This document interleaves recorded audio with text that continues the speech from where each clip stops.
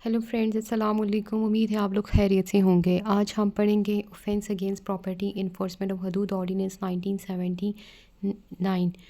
इसमें सबसे पहले देखते हैं short title, extent and commencement कि ये जो ऑर्डिनेंस है इसको ऑफेंस अगेंस्ट प्रॉपर्टी कहा जाता है। इन्फोर्समेंट ऑफ हदूद ऑर्डिनेंस 1979, ठीक है। और ये पूरे पाकिस्तान पर लागू होता है और ये 12th डे ऑफ रबीउल अव्वल 1399 हिजरी को इन्फोर्स हुआ था। और डेट क्या थी? 10 डे ऑफ फरवरी 1979, यानी 10 फरवरी को।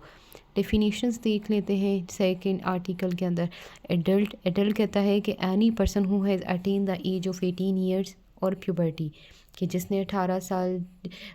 अटेन कर लिए है या वो प्यूबर्ट है, ठीक है। फिर अथोराइज मेडिकल ऑफिसर कौन होता है? वो मेडिकल ऑफिसर जिसको एक गवर्नमेंट ने अथोराइज़ किया है, कोई ड्यूटी वगैरह दी है, designated authorise by the government, यानी कोई ड्यूटी दी है, ठीक है,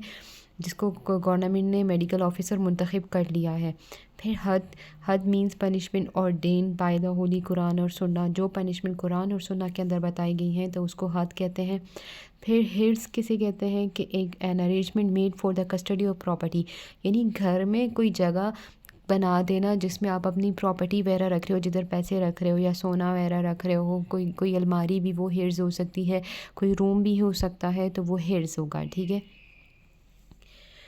एक्सप्लेनेशन कहते हैं property place in a house where its door is close or not and is in almirah or a box or other container or in the custody of person whether he is paid for such custody or not is said to be in हियर्स। Explanation में ये बात करी, कोई भी घर है उसका दरवाज़ा क्लोज हो या खुला हो, लेकिन उसके अंदर अलमारी हो, अलमारी में कोई बॉक्स हो या कोई कंटेनर हो, या वो जो प्रॉपर्टी है वो पर्सन की कस्टडी के अंदर हो, ठीक है, तो उसके अंदर जो है ये बॉक्स अलमारी वगैरह में जो कि अमाउंट वगैरह रखी गई हो, तो इट मीन्स कि ये क्या है? ये हिर्ज़ है, वो अरेंजमेंट बनाई गई है एक जगह चीज़ को रखने के लिए। फिर एक्सप्लेनेशन 2 में देख लेते हैं कि if a single family is living in a house the entire house will be constitute a single heads, यानी कि एक सिंगल फैमिली है, ठीक है, वो एक घर में रह रही है, तो वो पूरा जो घर होगा वो सिंगल हेड्स होगा, ठीक है, यानी कि उस पूरे घर को वो हेड्स के ज़िम्मे में आएगा कि ये पूरा घर हेड्स है, एक अरेंजमेंट बनाई गई है। But if two or more families living in one house, यानी कि एक जॉइंट फैमिली अगर है, तो अगर किसी भी जो जहाँ एक मतलब 2-3 रूम्स हैं, जॉइंट फैमिली उसमें रह रही है, लेकिन जिसकी घर से जिसकी प्रॉपर्टी जो गुम गई है, तो सिर्फ उसी के जो सिंगल सेपरेट उसका हेड्स माना जाएगा, यानी कि उसके रूम से गुमी है, तो इट मीन्स कि सेपरेट हेड्स है, ठीक है। फिर इम्प्रिजनमेंट फॉर लाइफ, इम्प्रिजनमेंट जो वो वाली इम्प्रिजनमेंट जो कि टिल डेथ, जब तक उसकी जो है डेथ काज नहीं हो जाती, पूरी लाइफ उसने इम्प्रिजनमेंट में गुजारनी है। निसाब किसे कहते हैं? द निसाब एज लेट डाउन से इन सेक्शन 6, यानी सेक्शन 6 के अंदर जो निसाब की अमाउंट बताई गई है, तो जो कि 4.457 ग्राम ऑफ गोल्ड है, या इसकी इक्विवेलेंट जो कोई प्रॉपर्टी है, तो वो निसाब होगा कि इतनी अमाउंट की अगर प्रॉपर्टी चोरी हो जाए तो वो क्या होगा? वो माना जाएगा कि ये निसाब में आ गई है और उस पर्सन को फिर हदूद के अंदर पनिशमेंट दी जाती है। फिर ताज़ीर को देख लेते हैं। कोई भी पनिशमेंट अदर दैन हद के अलावा जो पनिशमेंट वगैरह हो तो उसको ताज़ीर कहा जाता है। और जिसकी जो पनिशमेंट्स वगैरह बताई गई हैं पाकिस्तान पीनल कोड के अंदर या सीआरपीसी के अंदर, जो कि क्रिमिनल प्रोसीजर कोड के अंदर उसकी प्रोसीजर्स वगैरह जो बताया गया है, ठीक है। फिर ordinance to avoid other laws the provision of the ordinance to avoid other laws the provision of this ordinance have affected notwithstanding anything contain in any other for the time being in force. ये जो provision है ये तब तक लागू होगा जब तक कोई और अगर किसी कोई और अगर इन any other for the time being enforce, कोई और चीज़ अगर लागू ना हो जाए तब तक ये इन्फोर्स होगा। यानी कि जहाँ पर हद एप्लीकेबल नहीं होता तो वहाँ पर फिर क्या होता है? वहाँ पर ताज़ीर की पनिशमेंट वगैरह दे दी जाती है। तो 2 काइंड्स ऑफ थेफ्ट होता है। थेफ्ट को देख लेते हैं कि चोरी क्या होती है। पहले तो ये होता है कि डिसऑनेस्टली किसी की कोई चीज़ ले लेना, ठीक है, उसकी प्रॉपर्टी वगैरह ले लेना, उसको थेफ्ट कहते हैं विदाउट हिज कंसेंट, उसकी कंसेंट के बगैर। तो थेफ्ट लाइबल टू हद है एंड थेफ्ट लाइबल टू ताज़ीर। यानी कि जहाँ पे हद के लिए चीज़ें बताई गई हैं तो उसके अंदर अगर उसकी पनिशमेंट नहीं हो रही तो फिर जो उसकी जो थेफ्ट की पनिशमेंट 3 साल की बताई ताज़ीर के अंदर बताई गई है, पाकिस्तान पीनल कोड के अंदर बताई गई है, तो फिर 3 साल की उसकी पनिशमेंट होगी।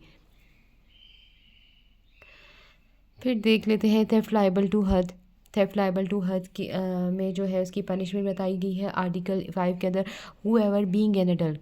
वो पर्सन जो कि एडल्ट है सरप्टिशियसली कमिट यानी कि सीक्रेटली तौर पर चुप चुपा कर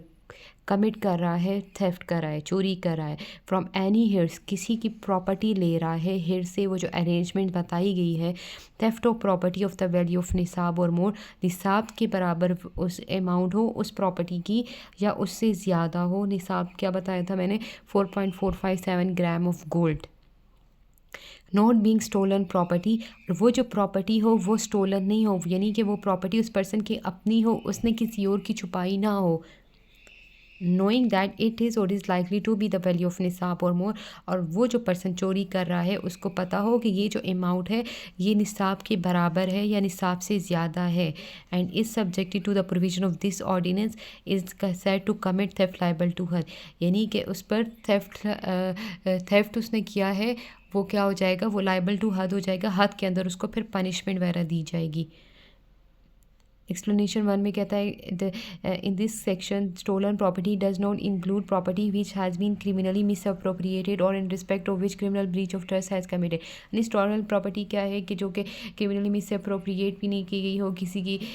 छुपाई भी ना गई हो, या क्रिमिनल ब्रीच ऑफ ट्रस्ट भी ना किया हो, किसी की इमारत में खयानत वगैरह ना की गई हो, तो मतलब स्टोलन प्रॉपर्टी इस तरह मतलब कि वो वाली स्टोलन प्रॉपर्टी नहीं होनी चाहिए, वो उस पर्सन की अपनी प्रॉपर्टी होनी चाहिए जो वो चोरी करना चाह रहा है। और एक्सप्लेनेशन 2 के अंदर जैसे सरप्टिशियसली, तो इट मीन्स कि सीक्रेटली वो कोई काम करे, थेफ्ट करे।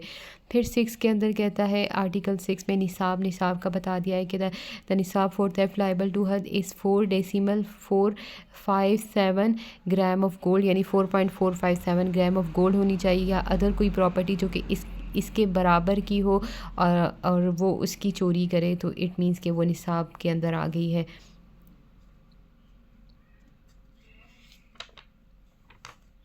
अच्छा, और जब इसकी एक्सप्लेनेशन में है कि अगर जहाँ पर स्टोलन प्रॉपर्टी जो उसने की हुई है, वो प्रॉपर्टी चोरी की है, वो निसाब से कम हो, तो फिर उसके ऊपर जो है क्या होगा, थेफ्ट लायबल टू हद नहीं होगा, उसको जब पनिशमेंट अगर दी जाएगी तो ताज़ीर के अंदर दी जाएगी।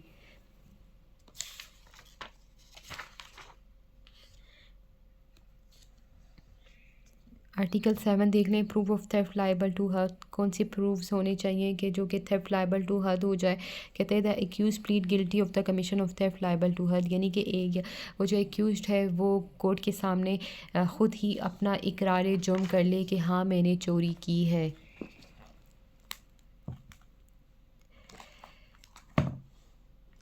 इसका जो सेकंड पॉइंट है इसमें कहता है एटलीस्ट 2 मुस्लिम एडल्ट मेल विटनेसेस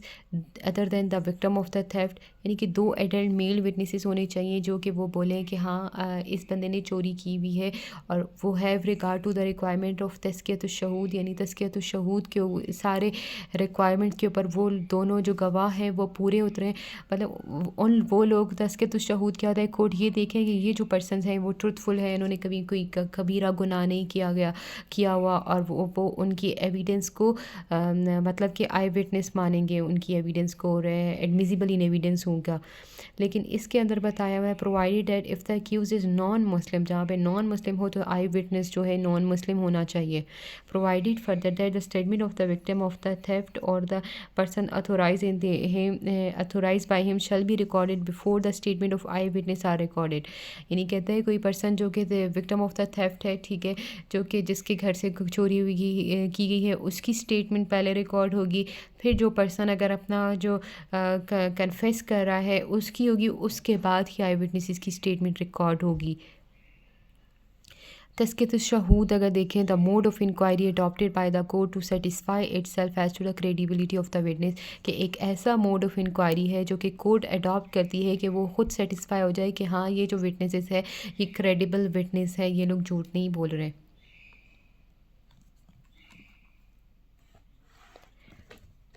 आर्टिकल 8 देख लेते हैं, commission of theft liable to हर बाय मोर देन 1 पर्सन, जहाँ पर एक थेफ्ट किया गया है वो एक से ज़्यादा लोगों ने किया गया हो, तब क्या होगा, जब एक से ज़्यादा लोगों ने अगर थेफ्ट किया है और वो जो स्टोलन प्रॉपर्टी है उसको एक दूसरे के दरमियान में डिवाइड करें और सबके पास जो है जो अमाउंट आ जाए वो हिर्स के जो कि मतलब बेशक उनमें से कोई भी अंदर हिर्स के अंदर गया हो, मतलब उस घर के अंदर गया हो, लेकिन जो प्रॉपर्टी डिवाइड करे वो इक्वल हो निसाब के, सबके पास जो है निसाब के बराबर अगर प्रॉपर्टी आ गई तो वो फिर हद इम्पोज होगा। And whether or not each of them has move the stolen property of any thereof, यानी कि सब के ऊपर फिर क्या कहते हैं कि थेफ्ट लायबल टू हद हो जाएगा। इसको देख लेते हैं। वेयर थेफ्ट लायबल टू हद is committed by more than one person, एक से ज़्यादा पर्सन अगर थेफ्ट करे, the aggregate amount of the stolen property is such that if the property is divided equally among such of them as have entered the heads, each of them shall share get a share which amount to or not exceed the nisab. The hud shall be imposed on all of them who have entered the heads, whether or not each of them has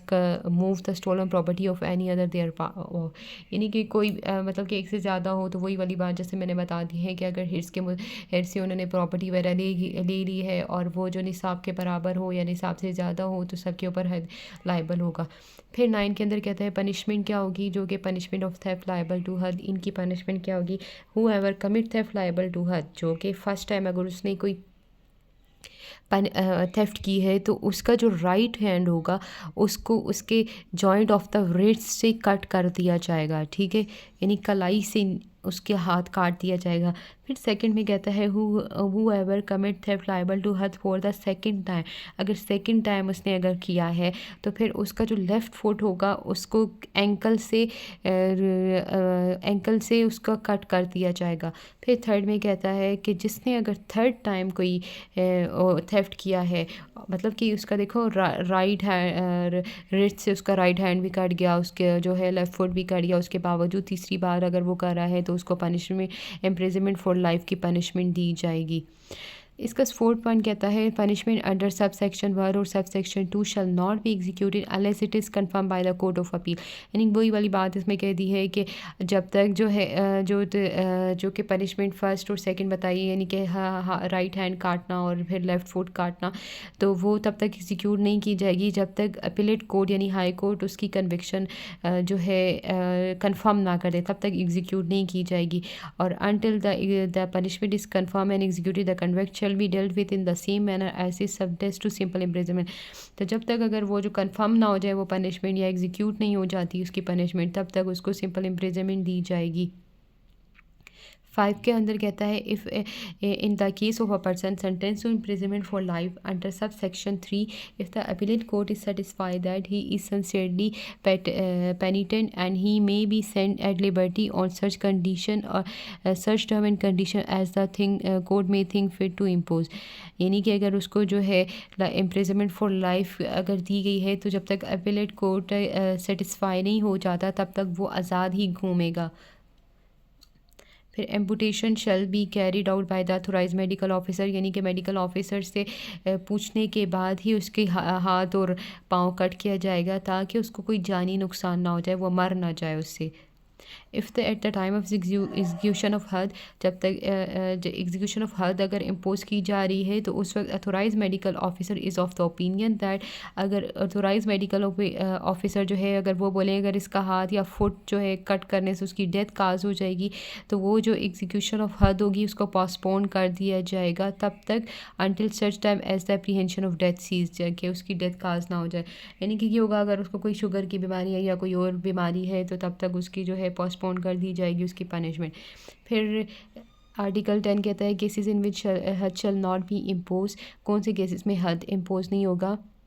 when the offender और victim of the theft are related to each other, यानी कि victim और offender एक दूसरे से related हो, यानी कि spouse हो या ascendant paternal और maternal हो, descendant paternal maternal हो, brother और mother, sister और father और mother हो, ब्रदर और सिस्टर और देयर चिल्ड्रंस हो, ठीक है। या when a guest has committed theft from the house of his host, यानी गेस्ट जो है अपने मेज़बान के घर के अंदर चोरी कर ले।